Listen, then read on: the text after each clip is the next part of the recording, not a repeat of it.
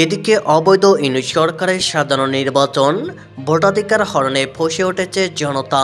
তারপর নির্বাচন মানি না মানব না এই স্লোগান আজ রাজপথে অলিতে গলিতে এবং মানুষের হৃদয়ে প্রতিধ্বনিত হচ্ছে। আওয়ামী লীগ ছাড়া নির্বাচন হলে সে নির্বাচন জনগণ প্রতিহত করবে আশাবাদী শেখ হাসিনা। ইউনূসের পতন না হওয়া পর্যন্ত এই আন্দোলন অব্যাহত রাখার জন্য আমি আহ্বান জানাচ্ছি। বাংলার জনগণ আমাদের সাথে আছে, ইনশাল্লাহ জয় বাংলাদেশের জনগণের হবেই। আমি আছি বাংলাদেশে। এদিকে দেশ গভীর সংকটে, অংশগ্রহণমূলক নির্বাচন ছাড়া মুক্তি নেই আওয়ামী লীগের বিবৃতি।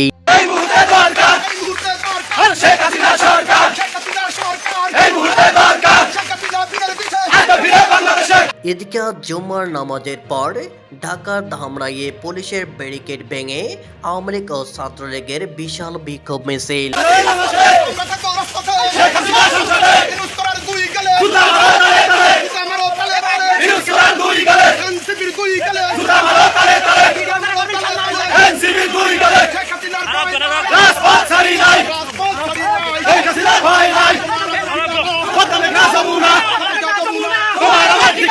এদিকে শেখ হাসিনার শাসনামলে নিরাপত্তা, ইউনিট সরকার আমলে বুলেট প্রুফ জ্যাকেট পরে প্রচারণায় বিএনপি প্রার্থী।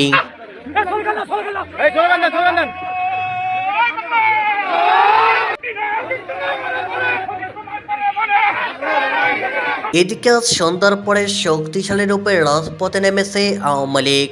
হাজার হাজার আওয়ামী লীগ নেতাকর্মীর রাজপথে মশাল মিছিল।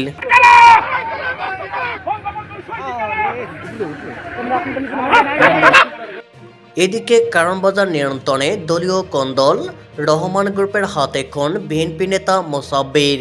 আগামী দিনেও বাংলাদেশে ইউনূস বিরোধী আন্দোলন চলমান আছে। যতক্ষণ পর্যন্ত ইউনূসের বিদায় বাংলাদেশ থেকে না হবে, ততক্ষণ পর্যন্ত বাংলাদেশ আওয়ামী লীগ, যুবলীগ, ছাত্রলীগ, স্বেচ্ছাসেবক লীগ, কৃষক লীগ, শেখ হাসিনা সংগ্রাম পরিষদ সহ প্রত্যেকটি নেতা কর্মী বাংলাদেশের রাজপথে অবস্থান করবে। যতক্ষণ পর্যন্ত ইউনূসকে বিদায় না হয়, যতক্ষণ পর্যন্ত আমরা শেখ হাসিনাকে বাংলাদেশে প্রধানমন্ত্রী হিসেবে ফিরিয়ে দিতে না পারি, ততক্ষণ পর্যন্ত আমাদের সেই আন্দোলন সংগ্রামে চালাচল। এদিকে জয় বাংলা স্লোগান কেউ চাইলেও বাতিল করতে পারে না।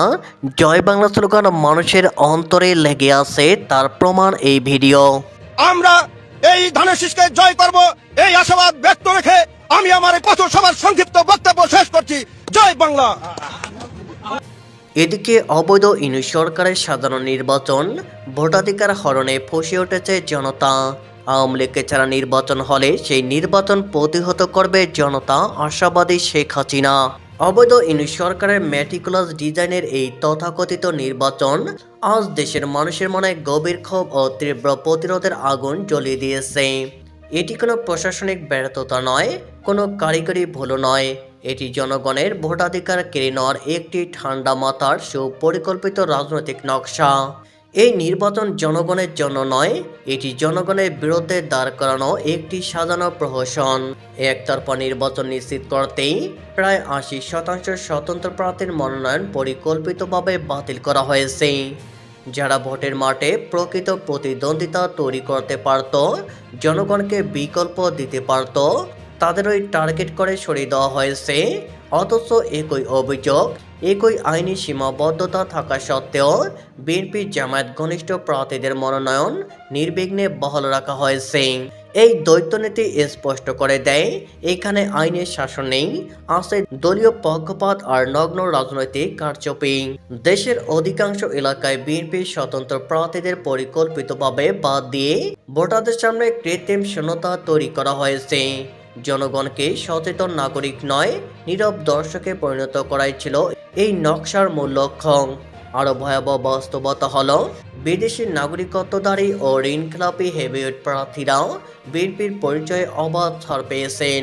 যাদের ক্ষেত্রে আইন সবচেয়ে কঠোর হওয়ার কথা, তাদের জন্যই আইন হয়েছে অন্ধ ও বধির। ফলে নির্বাচন কমিশন আজ আর সাংবিধানিক কোনো প্রতিষ্ঠান নয়, এটি ক্ষমতার আজ্ঞাবহ যন্ত্রে পরিণত হয়েছে।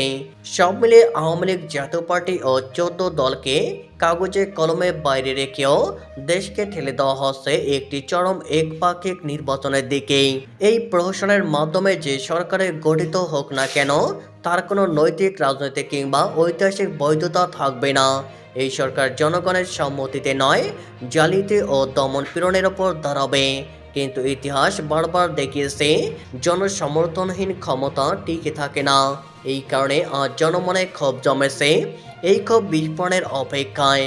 এটি কোনো দলের উস্কানি নয়, এটি ভোট বঞ্চিত মানুষের স্বাভাবিক প্রতিক্রিয়া। শ্রমিক, কৃষক, ছাত্র, তরুণ, পেশাজীবী সবাই বুঝে গেছে এটি আর কোনো দলের নির্বাচন নয়, এটি জনগণের অস্তিত্ব, অধিকার ও ভবিষ্যতের প্রশ্ন। একতরফা নির্বাচন মানি না, এই স্লোগান আজ রাজপথে, অলিতে গলিতে এবং মানুষের হৃদয়ে প্রতিধ্বনিত হচ্ছে। এই নির্বাচন প্রতিহত করাই এখন সময়ের দাবি। গণতন্ত্র ভিক্ষায় মেলে না, মেটিকুলাস ডিজাইনে বানানো যায় না। গণতন্ত্র আদায় করে নিতে হয়। জনগণের ঐক্যই আজ সবচেয়ে বড় শক্তি। যদি এই অবৈধ নির্বাচনী নাটক বন্ধ না হয়, তবে জনগণ শান্তিপূর্ণ কিন্তু দৃঢ় প্রতিরোধের মাধ্যমে তার জবাব দেবে। ইতিহাসের চাকা থামিয়ে রাখা যায় না, আর জনগণের জাগরণ কোনো সাজানো নকশাতেই দমিয়ে রাখা সম্ভব নয়। এদিকে দেশ গভীর সংকটে, অংশগ্রহণমূলক নির্বাচন ছাড়া মুক্তি নেই আওয়ামী লীগের বিবৃতি। দেশের চলমান পরিস্থিতি নিয়ে গভীর উদ্বেগ প্রকাশ করেছে চট্টগ্রাম দক্ষিণ জেলা আওয়ামী লীগ। এক বিবৃতিতে দলটির নেতৃবৃন্দ বর্তমান সরকারকে অবৈধ ও অগণতান্ত্রিক আখ্যা দিয়ে দাবি করেছেন, ষড়যন্ত্রের মাধ্যমে নির্বাচিত সরকারকে উৎখাত করে দেশকে এক গভীর সংকটের দিকে ঠেলে দেওয়া হয়েছে। একই সঙ্গে অংশগ্রহণমূলক নির্বাচন ছাড়া বর্তমান সংকট থেকে উত্তরণের অন্য কোনো পথ নেই বলেও উল্লেখ করা হয়। সম্প্রতি গণমাধ্যমে পাঠানো এক বিবৃতিতে চট্টগ্রাম দক্ষিণ জেলা আওয়ামী লীগ দেশের আইনশৃঙ্খলা, অর্থনীতি, পররাষ্ট্রনীতি এবং রাজনৈতিক পরিস্থিতি নিয়ে তাদের পর্যবেক্ষণ ও দলীয় অবস্থান তুলে ধরেন। অসাংবিধানিক পন্থায় ক্ষমতা দখলের অভিযোগ। বিবৃতিতে বলা হয়, 2024 সালের জুলাইয়ে কোটা আন্দোলনের নামে দেশি বিদেশি ষড়যন্ত্রের মাধ্যমে নির্বাচিত সরকারকে হটিয়ে অসাংবিধানিক শক্তি ক্ষমতা দখল করেছে। সংবিধান লঙ্ঘন করে সংসদ ভেঙে দেওয়া, বিচারপতিদের অপসারণ এবং উপদেষ্টা পরিষদ গঠনের মাধ্যমে রাষ্ট্রের প্রতিটি সাংবিধানিক প্রতিষ্ঠানকে ধ্বংস করার অভিযোগ তোলা হয়। মুক্তিযুদ্ধের চেতনা ও স্থাপনায় আঘাত। আওয়ামী লীগের বিবৃতিতে অভিযোগ করা হয়, বর্তমান শাসনামলে মুক্তিযুদ্ধের স্মৃতি জড়িত স্থানগুলোর ওপর নজিরবিহীন হামলা চালানো হয়েছে। ধানমন্ডির 32 নম্বরে ঐতিহাসিক বাড়ি, মুজিবনগরের স্মৃতিচারক, জাতীয় চার নেতার মুরাল সহ বিভিন্ন রাষ্ট্র স্থাপনায় ভাঙচুর ও অগ্নিসংযোগের ঘটনাকে ৭১-এর পরাজয়ের নগ্ন প্রতিশোধ হিসাবে অভিহিত করা হয়। এদিকে শেখ হাসিনার শাসনামলে নিরাপত্তা। ইউনূস সরকারের আমলে বুলেট প্রুফ জ্যাকেট পরে প্রচারণায় বিএনপি প্রার্থী।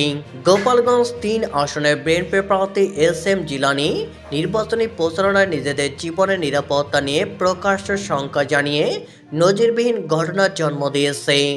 বুধবার ৭ ডিসেম্বর বিকেলে কোটালীপাড়া উপজেলায় সাদুল্লাপুর ইউনিয়নের ৭ ও ৮ নম্বর ওয়ার্ডে অনুষ্ঠিত এক মত বিনিময় সভায় তিনি জনসম্মুখে নিজের জামা খুলে নিচে পড়া বুলেট প্রুফ জ্যাকেট প্রদর্শন করেন।